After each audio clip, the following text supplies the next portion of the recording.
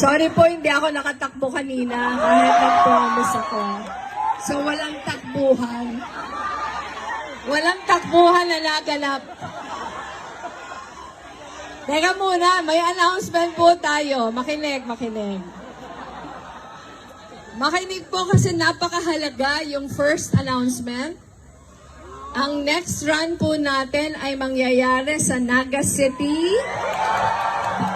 So everyone is invited to still participate.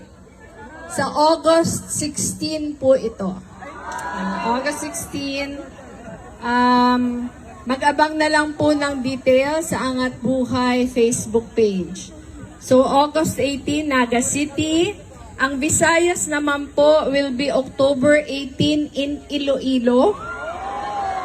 Tapos, ang Mindanao will be November 29 in Jensan. Ano po?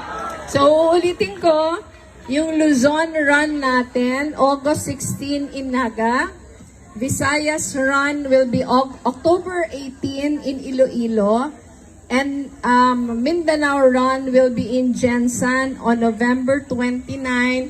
Pero yung dagdag sa good news natin for next year, bigger dito sa Metro Manila, pero more provinces next year. Ako ngayon po, meron tayong three provincial runs. Next year, yung target natin ay 10.